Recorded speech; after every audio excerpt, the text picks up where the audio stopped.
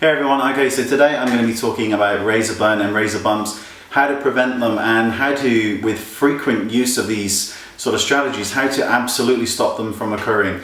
Now, I have a beard, obviously, I like having a beard, but the one thing that I love is shaving. I love the ritual of the soaping up and the heat and the steam and the razor. I love the glide across the skin. It's a beautiful, beautiful thing. But of course, I just prefer my face with a beard the majority of the time. Now, I once read that it was said that razor burn and razor bumps was actually product burn in terms of products that contain irritating ingredients like menthol and alcohol.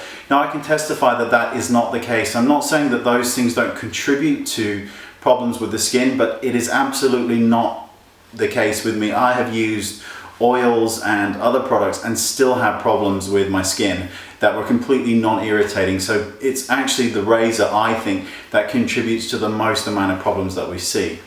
Now, the main thing that you can do when looking at a razor, obviously the sensitivity of your skin goes a long way. There are some people who don't have very sensitive skin and these things aren't really an issue, or they are once in a blue moon. So the way I'm going to describe it is I've got two razors here. This is a Gillette one, which is a 5-blade razor.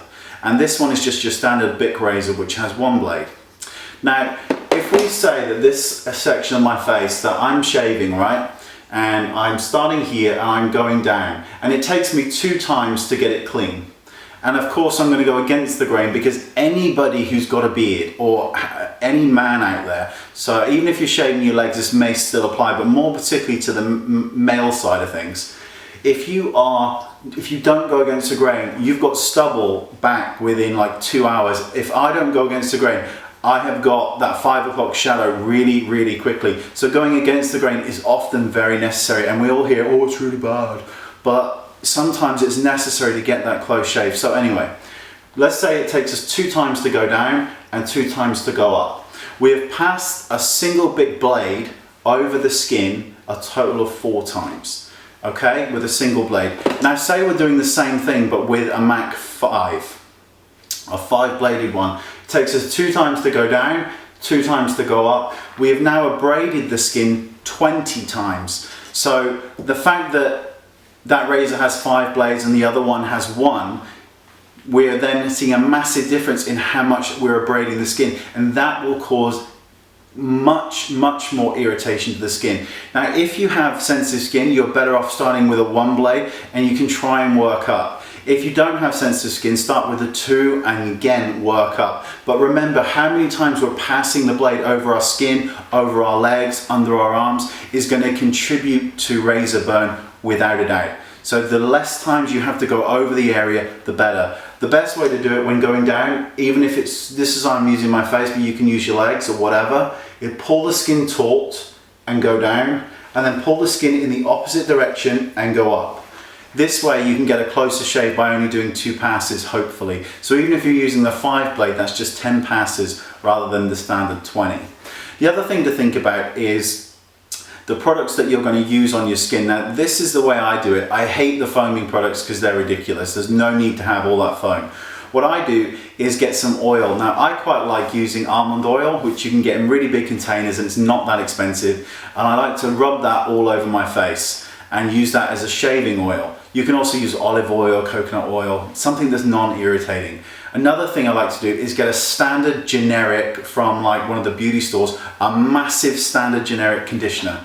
And I just pump that into my hand and rub that into my beard. Or sometimes, most of the time, I put a couple of pumps of the conditioner and then the oil and combine the 2. This helps the razor to glide over the skin. It's an incredibly cheap way of doing it because you can get litres of this stuff for like £10, so it's great. And you can just put the oil in and you've got the most perfect shave because it's so emollient and so greasy that you can actually see where you're cutting, which with the foam and all those kind of foaming agents, it's not that great.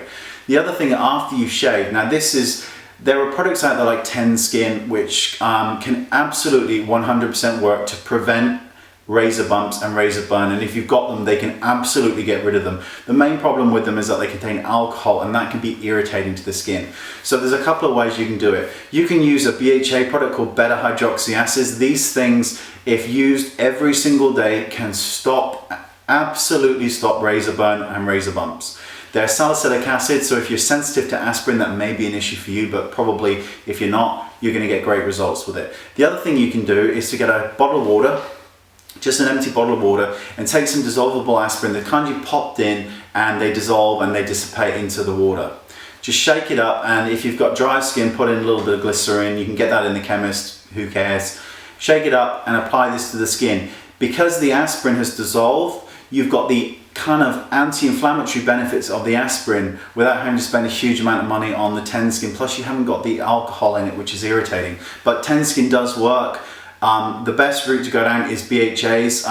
Links to good products here are in the description bar, or of course you can make your own, which is just as good. But these tips, the shaving oil, the conditioner, going with the grain and against the grain by pulling the skin in different directions, and starting with a one blade or a two blade and then working your way up. Remember, the more passes, the more trouble we're going to cause. And this is how to prevent razor burn and razor bumps. And thankfully, when I do shave now, which I still like to do once in a while, I don't have any of the issues that I used to get with these problems. And again, Tenskin and BHAs can absolutely stop and prevent ingrown hairs as well, which is wonderful.